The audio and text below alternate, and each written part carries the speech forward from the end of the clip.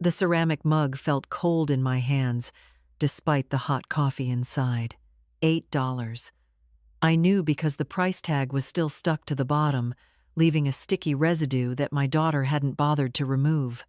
Across the living room, Margaret, my daughter's mother-in-law, was crying tears of joy as she opened her gift, keys to a brand new Lexus, wrapped in gold paper with an enormous bow. The dealership invoice slipped out of the wrapping. $25,000. That morning, the humiliation didn't just steal my voice. It stole 37 years of memories. I'm Barbara. I turned 60 on March 15th, 2024. My daughter Jennifer planned what she called a joint celebration at her house in Naperville, Illinois. Joint. That's what she said. My birthday and an early Mother's Day celebration for Margaret. What she didn't tell me was which mother she'd actually be celebrating. I stood there in Jennifer's pristine kitchen, watching Margaret embrace my daughter with the kind of gratitude I hadn't seen directed at me in years. My son-in-law David hovered nearby, beaming with pride. Jennifer's two children, Emma and Lucas, my grandchildren, were jumping up and down with excitement about Grandma Margaret's new car. When did I become Grandma Barbara? Only when it was convenient. When did the woman who raised Jennifer alone after her father died become invisible? I smiled. I've gotten very good at smiling when my heart is breaking. I took a sip of coffee from my $8 mug and complimented the Lexus. Pearl white. Very elegant. Margaret deserved something nice, I heard myself say. The words tasted like ash. That night, alone in my condo in downtown Chicago, I opened the lockbox I kept in my study. Inside were documents I hadn't looked at in months. Financial statements from Carson and Mitchell Properties, the commercial real estate company I'd built from nothing. Current valuation, $2.3 million. I'd retired at 58, leaving it in the hands of my business partner. Jennifer knew about the company. She used to work there during college summers, but I don't think she remembered. Or maybe she chose not to. I poured myself a glass of wine and began to remember everything. Jennifer was 3 when Richard died. Heart attack at 35. No warning. One moment he was coaching her to ride her tricycle in the driveway. The next, he was gone. Life insurance covered the funeral and 6 months of mortgage. That was it. I had an associate's degree and had been a stay-at-home mom. No career, no network, no plan. Richard's parents had both passed before Jennifer was born. My parents were living on Social Security in Florida.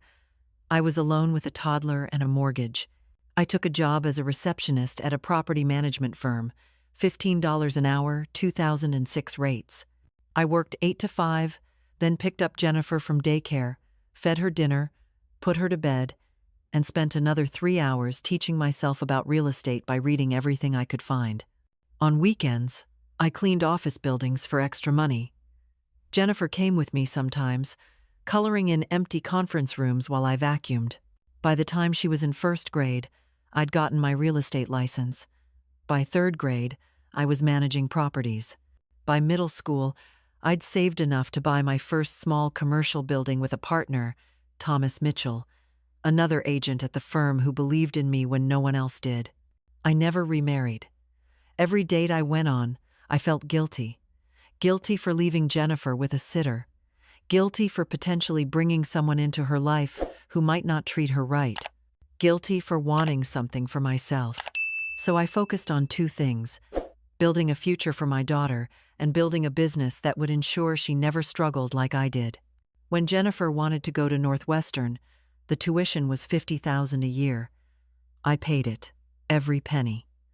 She graduated debt-free in 2016 while her friends were drowning in student loans. I was proud. I thought I'd given her the foundation I never had. She met David her senior year. He seemed like a good man. Stable job in finance. Close with his family. His mother Margaret was a retired school teacher, widowed like me. We had that in common. At least, I thought we did. The wedding was in June 2017. Jennifer wanted the Drake Hotel, $40,000. I wrote the check. I'd sold a property that spring. Business was good. Jennifer was my only child. I wanted her day to be perfect. Margaret contributed flowers, $800 worth. David's father had died 10 years earlier, leaving her a modest pension. She did what she could, and I appreciated it. I genuinely did. I never once thought about the disparity. Jennifer was my daughter. This was what mothers do. After the wedding, Jennifer and David bought a house in the suburbs. They asked me for help with the down payment, $25,000. I gave them $30,000. For furniture, I said. Make it a home. Emma was born in 2019. I was there for the delivery. I held my granddaughter and felt pure joy for the first time since Richard died. This was what I'd worked for. This tiny person, my legacy. When Jennifer wanted to be a stay-at-home mom, they struggled. David's salary wasn't quite enough for the mortgage, daycare costs for when Jennifer did part-time work, and everything else. I helped. $500 here, $1,000 there. I paid for Emma's preschool directly, $12,000 a year. Lucas came in 2021, another mouth to feed, more expenses. Jennifer called me crying one night. They were behind on the mortgage. 3 months. I paid it. $11,000. I didn't tell her it wiped out my emergency fund. I rebuilt it. That's what you do. Last year, David's company downsized. He was out of work for 4 months. I gave them $6,000 to cover bills. When he found a new job, they took me to dinner to celebrate. Olive Garden. I paid for the meal. Through all of this, Margaret was there too. She babysat 3 days a week. She was good with the children. She made them snacks and played games with them. Jennifer talked about her constantly. Margaret taught Emma to knit. Margaret found this amazing recipe. Margaret says we should try this parenting technique. I never begrudged Margaret's presence. She had time. I was still working, still building the business. Tom and I were hoping to sell for retirement. I visited every Sunday. I brought gifts. I paid for things. But Margaret was there in the daily trenches. I noticed things changing about 2 years ago. Jennifer's calls became less frequent. Sunday dinners became every other week, then monthly. When I did visit, Jennifer seemed distracted. She spent a lot of time on the phone with Margaret, planning things, making decisions. Last Christmas, I gave Jennifer and David $5,000 and paid for all the children's gifts, another $2,000. Margaret gave them a homemade quilt and baked goods. Jennifer posted a long Facebook tribute to Margaret's thoughtfulness and creativity. My gift got a thanks mom text 2 days later. I told myself I was being sensitive. Money isn't the same as time. Margaret had more time. That was natural. That was fine. But the distance grew. My calls went to voicemail. When Jennifer did call back, conversations were brief. Always rushing to do something with the kids. Always busy. Then came my birthday. Jennifer called 2 weeks before. Mom, I want to do something special for your 60th. Can you come to our house on the 15th, afternoon, around 2? It'll be a surprise. A surprise. I was touched. I thought maybe I'd been wrong. Maybe the distance had just been in my head. I bought a new dress, navy blue with a subtle pattern. I got my hair done. I arrived at 1:55, not wanting to be late. Margaret's car was already in the driveway. Inside, there were balloons.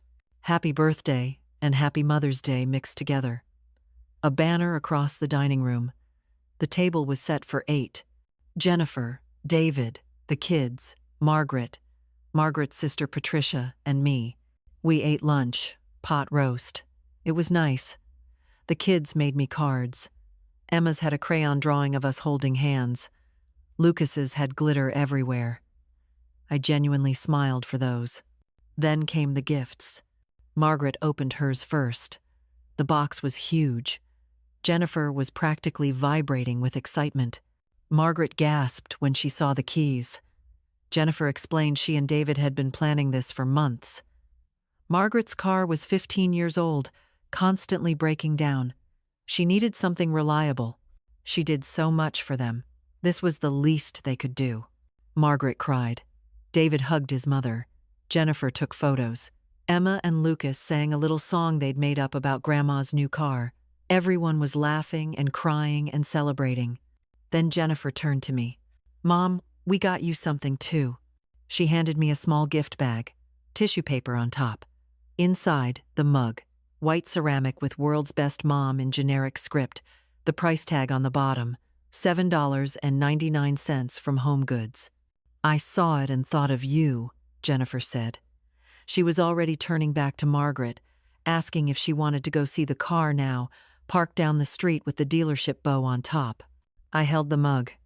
$8. $8. In my purse was a birthday card Jennifer had given me. Inside, she'd written, "Thanks for always being there. Love you." No mention of anything I'd done, no acknowledgement of any sacrifice. Just a generic card with a generic message. I excused myself to the bathroom. I sat on the closed toilet lid and stared at the wall. On the counter, I noticed Jennifer's medicine cabinet was slightly open. Inside, I could see prescription bottles. Bottles I'd helped pay for when they had that gap in insurance last year. $400 I'd given them for copays. I looked at myself in the mirror. When had I gotten so old? When had my daughter looked at me and seen someone worth $8? I went back out. I stayed for another hour. I smiled. I took a photo with Emma and Lucas. I admired the Lexus. Pearl white. Very elegant. Margaret deserved it. I drove home, and I didn't cry. I was too numb for tears. The next morning, I called my lawyer, Stephen Park. I've known Stephen for 15 years. He handled all the business paperwork for Carson and Mitchell Properties. Stephen, I need to update my will. Barbara, we just updated it 2 years ago. Is everything all right? Everything's fine. I just need some changes. The current will left everything to Jennifer. The business, my condo, my investment accounts, my life insurance, everything. About $2.8 million total, including assets. I'd always assumed that was right. She was my daughter, my only child. This was how it worked. But that mug sat on my kitchen counter. I couldn't stop looking at it. Over the next week, I started going through my financial records with attention I'd never bothered with before. I'd always just given Jennifer money when she needed it. I never kept track. It was family. You don't keep score. But now I counted. College tuition. $200,000 over 4 years. Wedding. $40,000. House down payment. $30,000. Emma's preschool. $24,000 over 2 years. The mortgage bailout. $11,000. Monthly help over the years. Rough estimate. At least $60,000.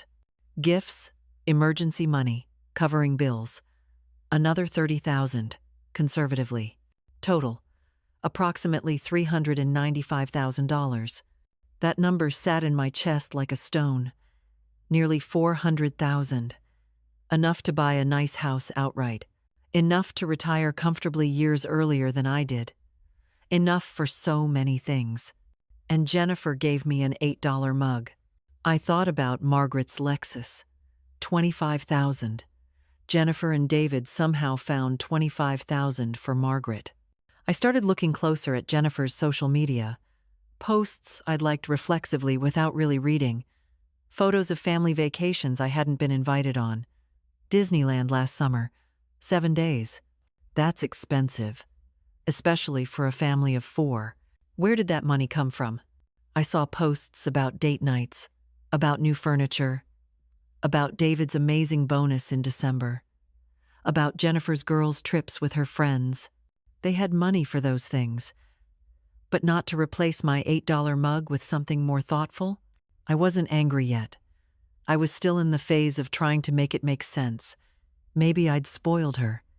Maybe by always giving her money, I'd taught her to value me by my checkbook. Maybe this was my fault. 2 weeks after my birthday, Jennifer called. "Hey, Mom, do you have a second?" "Of course, honey." "So? Lucas needs braces. The orthodontist says it's pretty urgent. His bite is really misaligned. It's going to be about $8,000 for the full treatment. Our insurance covers half. Would you be able to help with the rest? I sat there, phone pressed to my ear, staring at the $8 mug I still hadn't been able to throw away. $4,000? I said slowly. I know it's a lot, but you know how important dental health is. We really want to do this right. Lucas is already self-conscious about his teeth. Lucas was 7. He'd lost maybe 4 baby teeth total, but I didn't say that. Jennifer, about my birthday. Oh, Mom, wasn't it nice? Margaret was so surprised. David and I felt so good being able to do that for her. She's been through so much, you know, and she helps us so much with the kids. Right. The Lexus was very generous. We saved for months. It was tight, but we made it work. So about Lucas's braces, can you transfer the money by the end of the week? We want to get started right away. Something crystallized in that moment. She saved for months for Margaret's car. $25,000.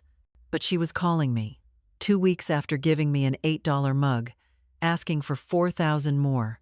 Jennifer, I need to think about it. Silence on the other end. Then, think about it, Mom. It's for your grandson, for his health. I understand. I just need a few days. Days? The appointment is next week. We need to put down the deposit. Then maybe you should ask Margaret. She has a nice new car. Maybe she could co-sign a loan or something. More silence. Longer this time. What's that supposed to mean? It means I've given you almost $400,000 over the years, Jennifer. I paid for your entire education, your wedding. I bailed you out repeatedly. And on my 60th birthday, you gave me an $8 mug while throwing a party for Margaret that cost more than some people's weddings. Are you seriously making this about the mug? Mom, it's the thought that counts, not the price tag. I can't believe you're being so materialistic. The thought counts. You're right, I heard myself say. The thought does count. So what was your thought when you spent weeks planning Margaret's gift and grabbed mine from a clearance bin? That's not fair. We bought Margaret the car because she needed it. She's been struggling. Her old car was dying. What were we supposed to do? Let her drive something unsafe? You could have included me in the planning. You could have made it less obvious that I'm an afterthought. You're not an afterthought. You're my mother. That's completely different. Margaret is. She's Mom. She's there all the time. She needs more support. And I was there all the time when you were growing up. I worked 3 jobs to keep us afloat. I never missed a dance recital or parent-teacher conference. I paid for everything so you could have opportunities I never had. And now that you don't need me anymore, I'm worth $8? I can't believe you're counting money. That's so toxic. Family doesn't keep score. You're right. Family doesn't. Which is why I'm confused about why you keep asking me for more while treating Margaret like a queen. Jennifer's voice went cold. I need to go. The kids need me. Think about Lucas's braces. Let me know. She hung up. I sat there for 20 minutes, staring at nothing. Then I called Stephen Park back. I want to redo the will completely. How fast can we do this? We met the next day. I laid out exactly what I wanted. Stephen took notes, occasionally raising his eyebrows but not commenting. Barbara, are you sure about this? These are pretty significant changes. I've never been more sure of anything. It took 3 weeks to finalize everything. During that time, Jennifer called twice more about the braces. Then she started texting. Then David called. His mother needed minor surgery. Could I help with the medical bills? $2,000. I didn't respond immediately to any of it. Instead, I did something I should have done years ago. I investigated. I still had contacts from the business world. I made some calls. I found out David's downsizing last year wasn't exactly what Jennifer had told me. He'd been let go for performance issues. Not fired exactly, but strongly encouraged to resign. The $6,000 I'd given them had actually gone toward covering up some debts David had from sports betting. Not huge debts, but enough that they were worried about it affecting his credit when he job searched. The mortgage bailout? They'd been behind because they'd taken an expensive anniversary trip to Hawaii, $1,500 flights each, luxury resort. I saw the photos on Jennifer's Instagram, posted months after she'd called me crying about losing the house. The money I'd given them over the years hadn't been for emergencies. It had been to maintain a lifestyle they couldn't afford while making sure Margaret, who babysat for free, felt appreciated. I wasn't the mother anymore. I was the bank. On April 10th, I went back to Jennifer's house. I brought Emma and Lucas gifts. Educational toys I'd carefully selected. Not expensive, maybe $40 each, but thoughtful. I brought nothing for Jennifer or David. Margaret was there. She was always there. Over coffee, I asked Jennifer about her plans for the summer. She mentioned wanting to take the kids to a lake house. One of David's friends had a rental property. That sounds wonderful, I said. How will you afford it? Jennifer blinked. What? The lake house. It must be expensive for a week. How will you pay for it? We're figuring it out. David's bonus might cover part of it. You could always ask Margaret to chip in. The temperature in the room dropped 10 degrees. Mom, what is your problem lately? No problem. I just noticed Margaret gets gifts that cost $25,000, so maybe she has money to contribute to family vacations. Margaret's face went red. Barbara, I don't know what Jennifer and David's finances are. Really? You're there 3 days a week. You don't know they're constantly broke? Jennifer stood up. Okay, that's enough. I don't know what's gotten into you, but you need to leave. I stood too. I picked up my purse. I'd accomplished what I came for. Jennifer, I've set up a college fund for Emma and Lucas. It's in a trust. $250,000, split evenly. They can access it when they turn 18. Neither you nor David can touch it. I wanted you to know, so when they're older and I'm gone, you know it exists. Jennifer's face shifted. Mom, that's incredibly generous. I love my grandchildren. I want them to have what I gave you. An education without debt. A foundation. Thank you. Really. I'm sorry I snapped. It's just been stressful. I'm not finished. The rest of my estate, including the business, the condo, and all my investment accounts, will not be going to you. Silence. What? I've changed my will. The business will go to my partner, Thomas Mitchell's son, who's been working there for 5 years and has earned it. The condo will be sold and the proceeds will go to 3 charities I've selected. My investment accounts will fund scholarships for single mothers trying to get real estate licenses. Jennifer's face went white. You're cutting me out of your will? I'm leaving Emma and Lucas more than you left me with when your father died. They'll be fine. You've made it clear you don't need me. You have Margaret. You have David's family. You have whatever life you've built that doesn't include valuing your mother. This is about the mug? You're destroying our family over a birthday present? No, Jennifer. This is about you destroying our family by deciding I'm only valuable for my checkbook. I spent 37 years sacrificing everything for you. I never asked for gratitude. I never kept score. But I also never imagined that my own daughter would treat me like an ATM while giving someone else's mother the love and respect I earned. Margaret tried to intervene. Barbara, I think there's been a misunderstanding. There hasn't, Margaret. You're a lovely woman. You're a good grandmother. But you're not my competition. My daughter made you one. That's between Jennifer and me. I walked toward the door. Emma and Lucas were in the playroom, oblivious. I blew them a kiss through the doorway. You can't do this, Jennifer said. Her voice was shaking. I'm your daughter. You can't just... I can. And I did. The papers are filed. Stephen Park has all the documentation. If you want to contest it, feel free. But I made sure everything is ironclad. I was very thorough. Mom, please, can we talk about this? Really talk? We are talking. For the first time in years, I think we actually are. I'm not angry, Jennifer. I'm just done pretending I don't see what's happening. What about Lucas's braces? David's mom's surgery? And there it was. Not "I love you." Not "please don't do this." Just the money. "I'm sure you'll figure it out." You figured out how to buy a Lexus. I left. I drove home and waited. I knew what would come next. Jennifer called 23 times that first night. I didn't answer. She texted 47 messages. I read them all but didn't respond. The texts evolved. First, they were angry. How could I do this? I was destroying the family. Emma and Lucas would grow up thinking I didn't love them. I was cruel. I was bitter. I was punishing her for things that weren't her fault. Then, they became pleading. She was sorry. She didn't realize I felt this way. The mug was thoughtless. She should have done better. Could we meet? Could we talk? Then, they became strategic. She spoke to a lawyer. My will could be contested. She was my only child. Courts would see this as elder abuse. Was Thomas Mitchell pressuring me? I finally responded after a week.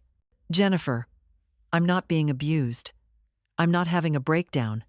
I'm completely competent.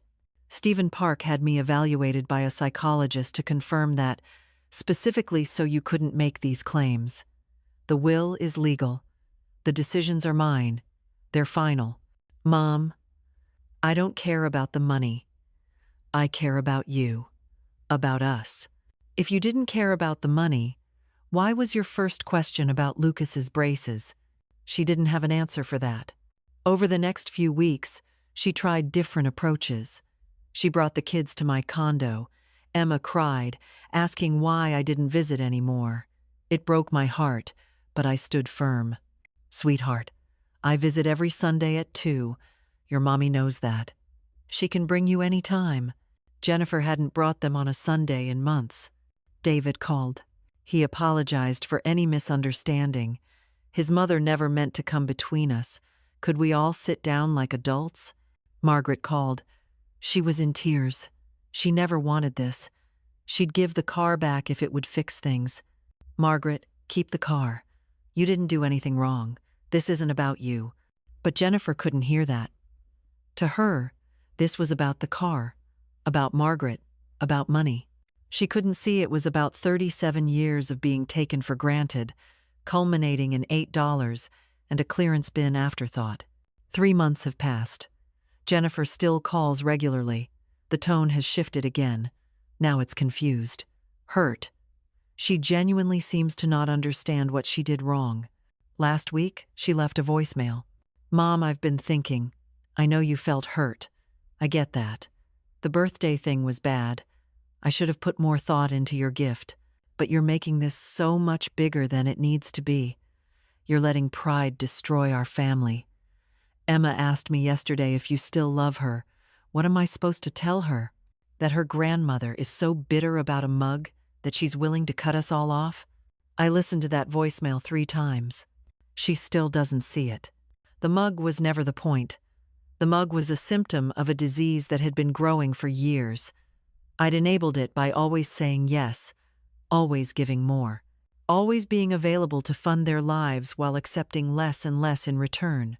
I'm not bitter. I'm not even angry anymore. I'm just clear. I spent 37 years building a life for my daughter.